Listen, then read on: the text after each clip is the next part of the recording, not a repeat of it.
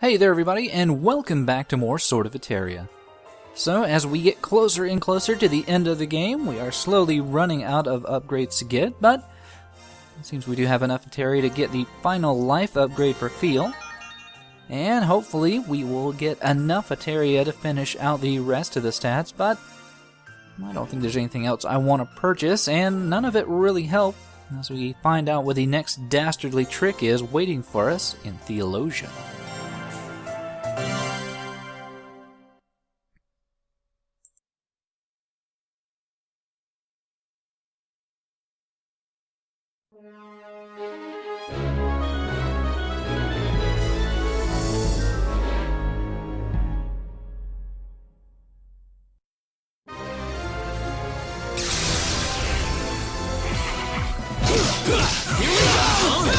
Nothing seems to work against these things. Fear.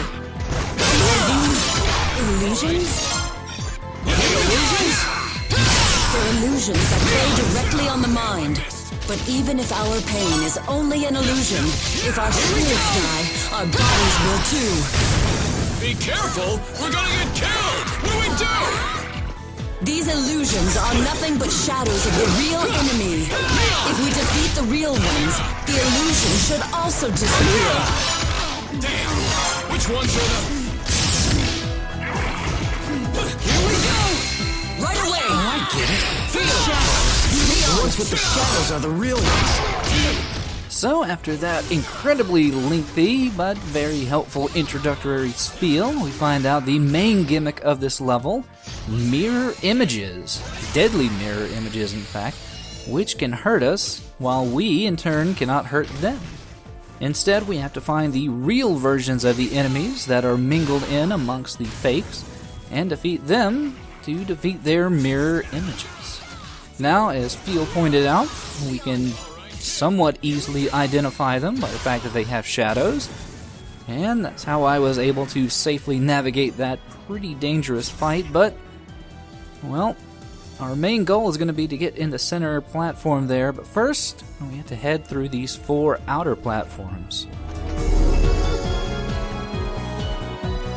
Because as you may notice, in our upper right hand corner is an Ord counter, and that means that we are going to have to take care of these nasty Ords to continue on to the end of the level. And yeah, this illusionary gimmick is going to be pretty much a prevalent thing throughout the level, and it's only going to be getting more and more difficult as we continue on. I mean, most of the enemies you can pretty easily see their shadow, but it becomes just the sheer number and the incredibly small spaces that you have to fight in that make everything exceedingly difficult. Especially when you have to deal with flying enemies. Well, when all of them are just hovering about, it can become, well, next to impossible to just really tell where a shadow is. The good thing is that for the most part, the enemies themselves are not really an upgrade to what we've seen before, so they are pretty easily dispatched. But still, in the end, we are still wanting to work up those blue Etheria to make sure we are ready for the boss at the end. And that means that we are still going to have to make sure and get all the death blows we can, and just do as well as we've been doing before. Now, the one boon I would say about having all these doppelgangers or mirror images around is the fact that they will pretty much spit out double the amount of Etheria that we would normally get. So, if it's an especially powerful enemy, we defeat it with a mighty death blow, even a level 2 death blow, or an over zenith, which we can do at any time during the stage, we can get a lot of Etheria.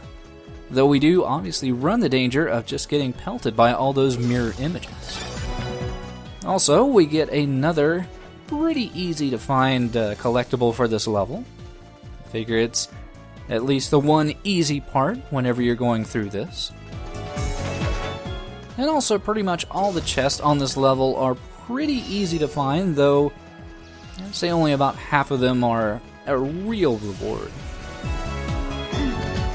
But yeah, this is where the danger really starts to step up, because only one of these rock guys is real, and all three of them are going to be pounding on you at the same time. As long as you make sure to focus on the real one, which I can honestly admit whenever I was first playing this level, I totally missed the hint that Phil gave regarding the shadow, so I was pretty much flying blind in regards to getting any kind of help. But yeah, if you don't take care of the correct one as quickly as possible, especially with those rock guys, things will go pretty south pretty quickly.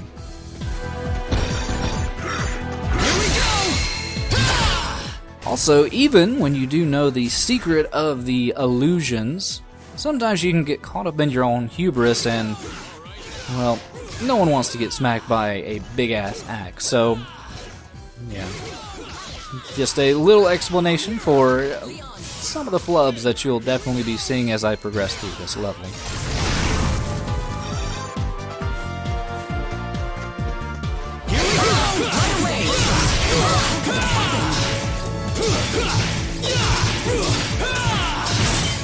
Still, that is one teleport down, 3 to go. And I can't really say that there isn't an easier way to do this level. There is a secret, ultra easy way to do this level, and that's if you destroy these orbs first. For some reason or another, these orbs are apparently controlling the illusion that goes on in the general area. And, well, once you destroy the orb, the illusions are entirely gone, thus making the entire fight kind of trivial. Now, it's easy to realize that this is pretty easy, or it's a pretty simple thing to overlook. I mean, when you're in the heat of combat, you don't want to go over and hit the orb because it's not like you can really progress any faster through the level doing that. And really, you don't want to overlook all the sweet Etheria you can get from fighting all these doppelgangers, but, well, as we progress further and further in the level, you are going to want to make these fights as easy as possible because I highly guarantee that you want as much health as you can whenever you fight the boss at the end, because he is a pretty tough customer. Also, overall, I think I still managed to get an A ranking for the Etheria by the end of this level, so it's not fully necessary for you to have all the doppelgangers around to get all the Etheria.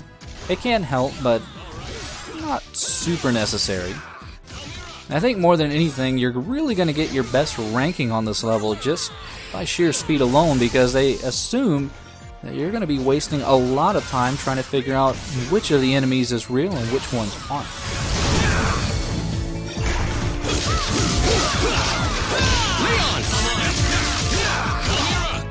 But thankfully, once we get rid of the illusions, things can get a little bit easier. We can have a little bit more free-form fun with everything, especially now that we can, well, hopefully maybe get up to a level 3 yet again, just for the sheer pomp of the super move that we can do. Over here! Shield! Amira! Right away! Leon! I'm on it, kid!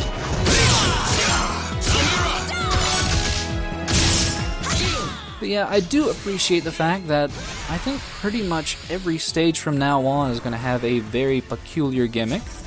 I mean, we've dealt with exploding ghosts, we've dealt with mild darkness, which wasn't really a gimmick, but we then had to fight our doppelgangers, which was pretty interesting. We faced wall worms, and I think pretty much in every one of those situations, the game has been nice enough, or at least interesting enough, to give you multiple choices with how to deal with things. I mean, here you could, if you really wanted to, brute force your way through and just try to swing wildly at everything that the game throws at you, or you can pay attention to the shadow tip, and while that may make things a little bit easier, you're given, an additional third option, which is destroy the orb and not even deal with the gimmick at all, which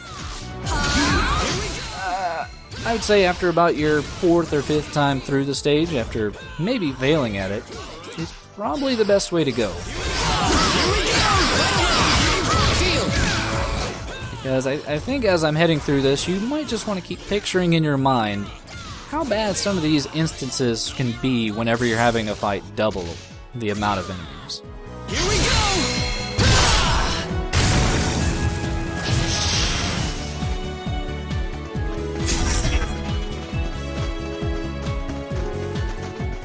Also, in case you are hard up for some armor, you can get some of the, I think that's the baseline steel garment.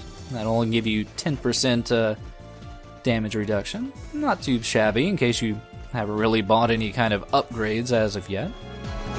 Over here! All right! Over here! Got it. All right. Over here! So yes, you do want to keep on motivating your partners to come help you, because they will help you destroy the Ords, which makes things a little bit quicker, though, well, you might have seen it a couple times previously. Sometimes they have trouble pathing properly to the Ord and attacking it, and sometimes they'll just kind of stand absent-mindedly by it, which is fine, as long as they are contributing in spirit.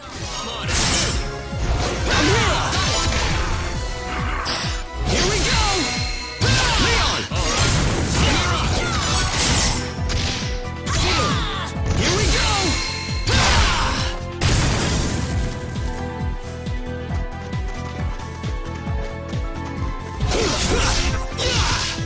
Leon! All right, Almira!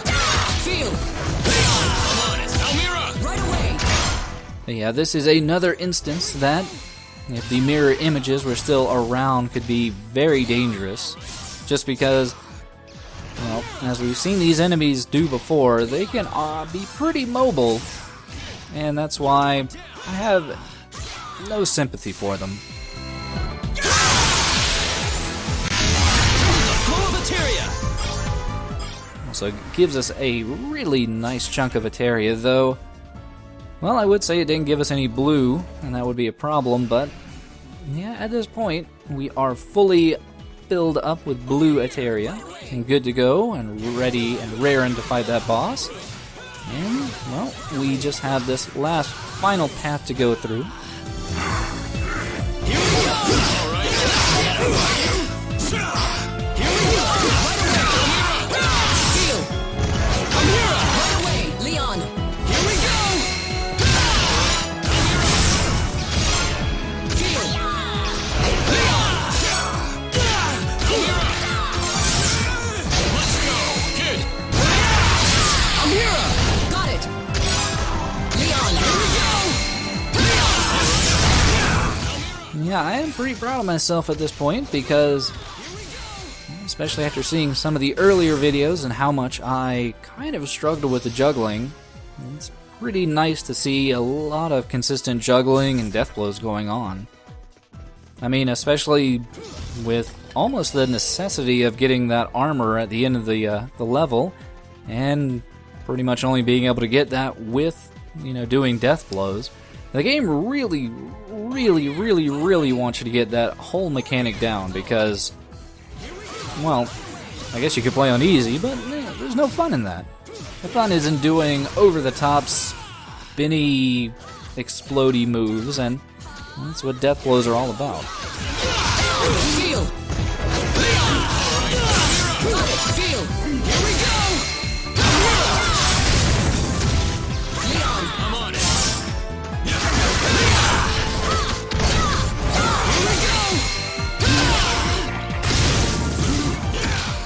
So there's plenty of fun to be had by your death blows sometimes going in the completely wrong direction, but we are not really struggling at all at this point. And I'm probably making this stage seem a lot easier than it is, but trust me, you did not want to see this going on with all the mirror images, because it probably would have been about 40 minutes long, and probably a lot of speeding up while I tried my best to identify where shadows are.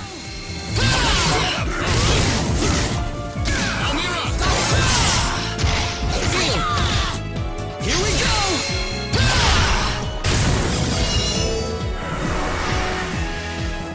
Yeah, with all that out of the way, final Ord is down.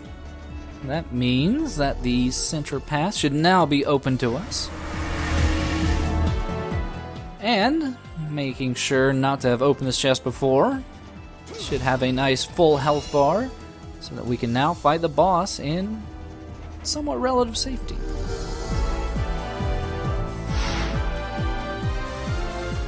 We are only introduced to the very expansive boss arena, though seems like somebody might have already beaten us to the punch here. Seems like a lot of miscellaneous rubble laying around that we can't interact with, but more importantly, there is something of massive interest down here at the far end.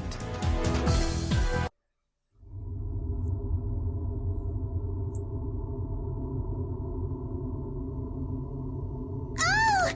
It's Phil! Is everybody okay? Huh? What's the matter, kid? Don't tell me. Phil? Get as far back as you can and keep still! Hey, wait!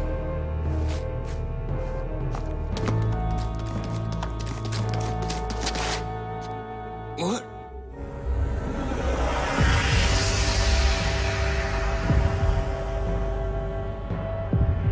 Huh. Now I get it.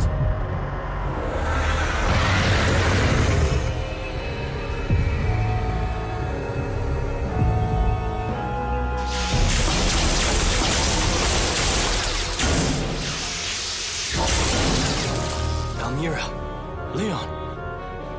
Don't worry. Just don't let him get close to the children. Got it.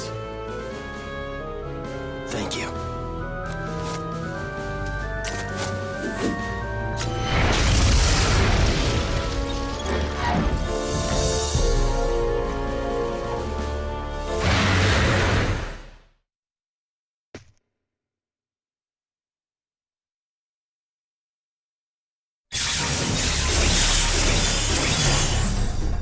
Yep, say hello to our next god that we have to defeat, the god of Earth, who is, as you might not be able to guess, a little bit of a puzzle. His body is only makeshift rubble. We have to find his core and destroy that. Yeah, to really do any damage to the god of Earth, we first have to find his core, which, to start with, is always going to be under the mask here in the center, as was kind of hinted by the cutscene. Once we daze his core there, we'll cause his body to explode out into bits, and we can then start to do some real damage, do some juggling of the little jawbreaker here, and it allows us to get off a quick death blow with the one small issue that once he really regains consciousness, he will regain his entire armored body, and, while not immediately evident, he will switch the location of where his core is now located. So we kind of have to make a guess and whittle off his appendages until we find out where it is. Though I managed to get pretty lucky in finding it. Normally, I have the bad luck of having one of his upper arms be the orb hiding appendage, but yeah, I really do like this boss, at least in the range of its attacks and how they are pretty much based around its appendages, but once you get past its whole gimmick, as you can probably tell, he is quick to go down.